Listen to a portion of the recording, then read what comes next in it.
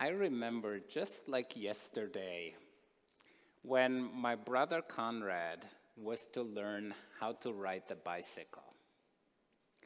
Well, my dad was behind him, and the bicycle was pretty tall for him. He was, I don't know, 7, 8 years old, so he was holding on to those handlebars, and he was pedaling, and my dad held the bike from the back, from the back, and he said, "You can do it, Conrad, you can do it." So he started pedaling, and my dad said, "You can do it, you can do it."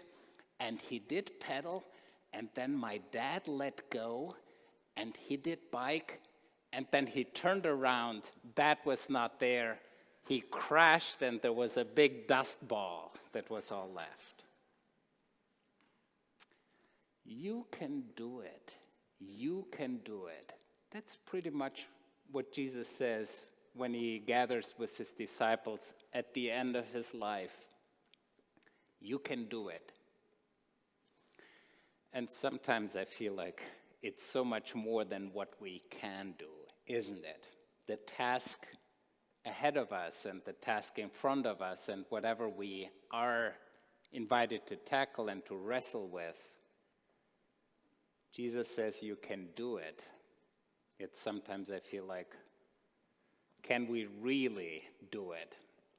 And I love this sentence, this quote that someone said, pray as hard as if everything depends on God. Pray as hard and intently as if everything depends on God. And work as hard as if everything depends on you. And this is not an either or. You know that we need both. So on one hand, just open up and realize it's so much more than what I can do and what is in my hands. So just open up and think of, I need all the help I can get facing the struggles and the challenges in my life, in our national, in our international, in the world overall. So I think like open up, raise your hands and think of, I need all the help I can get. But then also roll up your sleeves and get to do something. I like this statement that someone said, you know, there is something about faith as much as faith that can move mountains, but don't forget the shovel. Take the shovel with you. So there's a lot of shoveling to go on to move mountains. So in today's scripture reading, Jesus is at this impasse. He's gathering one more time as the risen one with his disciples, and it's going to be parting ways. It will be transition. He'll be gone, the disciples will be left with the work. So what does Jesus do? The scriptures tells us one thing that he does is he opens their hearts and their minds to understand, to grasp, to get it, what it is about. Sometimes I think like, you know, people who have a coronary and they need a heart catheterization, it's a blockage. And what you need is to open that up so it can flow again. And that's what Jesus promises to do for them. It's like, I'll help you open up the life stream, the bloodstream, the energy. I know of someone who had breast cancer surgery and with the lymph nodes coming out, and it's just not draining anymore. So she needs the massage, she needs the help to open the flow, to make it flow again. So that's, I think, what we all need. Some help to open up and connect with the flow of life, the river of life, the energy of God that flows in us. The second thing that Jesus says, you will be my witnesses. You're my witnesses. So if anything here in church, in your faith community, no matter where and how, if anything makes a difference in your life, will you share about that? What difference does it make? Where and how are you touched, and what do you do with that? Do you share something about it? Jesus says, you'll be my witnesses. So Jesus says, you will be my witnesses. How will you do that? How do you witness to the power of God that is at work and transforming us?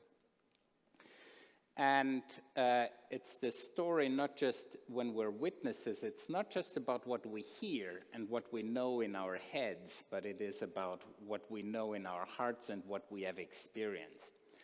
A very clear story about that is Job, the book of Job in the Hebrew scripture, where Job remembers about God, having heard about God only from hearsay. It's like it's word from others that come. And he's wrestling with the greatest struggles of his life, with loss, with darkness, with depression, with just totally being in ashes, almost extinguished his life. And then, right toward the end, he has the encounter with the living God. There is this thunders, the mighty, the glory of God, and he encounters the presence of the living God. Well, that did something for him. And his life after that encounter looked differently than before that encounter. Now, it does not need to be this thunderous cloud. It doesn't need to be the pillars of Isaiah in the temple that are shaking and the house full of clouds and the presence, the glory of God. But if there is something about the warming of your heart, like John Wesley said, if there is something touching you, where you are moved somewhere, where you feel like connected to the essence, to the living God, whatever words you may use for that, how does that show manifest in your life from now on? Where and how does that show? What do you have to show for? The third thing is, Jesus, as he's taken up into heaven, as he's leaving, he says, I will be sending you the power, the energy, I will sending you the Spirit, the breath of life. So it's not all done 2,000 years ago, just as we heard in the children's message. It's walking with us, unknown.